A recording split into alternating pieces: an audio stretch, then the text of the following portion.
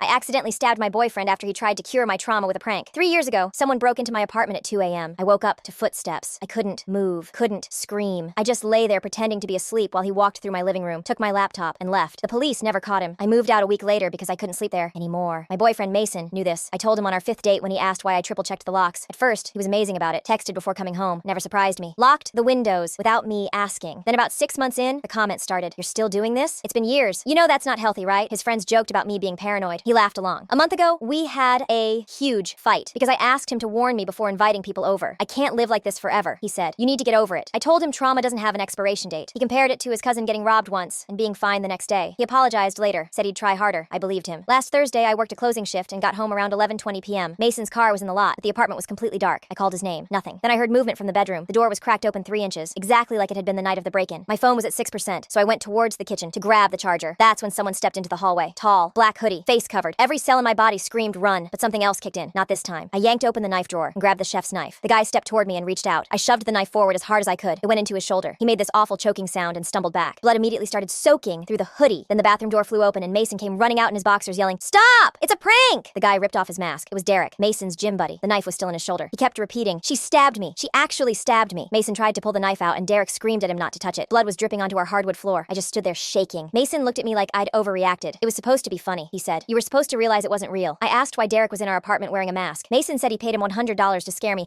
so I'd face my fear and see nothing bad happens. He said his friend cured his ex's dog phobia by locking her in a room with one. I called 911. Mason tried to grab my phone. I moved away and locked myself in the kitchen. I told the operator, I stabbed someone who was in my house. My boyfriend says it was a prank. Paramedics arrived first. They saw the knife still lodged in Derek's shoulder and immediately called for police backup. A female officer pulled me into the kitchen and asked what happened. I told her about the break-in 3 years ago, coming home to a dark apartment, seeing a masked man step toward me. She asked where Mason was. I thought he wasn't home, I said. From the living room, I heard Mason telling another cop. I set it up. I paid Derek. I was hiding in the bathroom. It was supposed to help her. The officer in front of me went very still. He staged a home invasion? She asked. I nodded. They took Derek to the hospital. The knife missed the artery by less than an inch, but he needed surgery and 17 stitches. They arrested Mason in our living room. Handcuffs, rights read, everything. Shouted at me while they walked him out, saying I was ruining his life. The cop told him, you orchestrated a fake crime. Someone got hurt. Derek's parents hired a lawyer, but my public defender said it was clear self-defense. Derek gave a statement admitting Mason paid him and told him to make it look real. The prosecutor offered Mason a deal: 6 months probation, mandatory counseling, 500 hours community service, and full responsibility for Derek's medical bills. He took it. His mom called me crying, saying I destroyed her son's future over a harmless joke. I told her he hired someone to terrorize me in my own home. Then I hung up. Mason had to move out as part of probation. He sent his brother to collect his things. I packed everything in trash bags and changed the locks that same day. It's been 3 months. I have cameras on every door now, and I'm taking actual self-defense classes. Not because I'm paranoid, because apparently I have to protect myself from the people who claim to love me.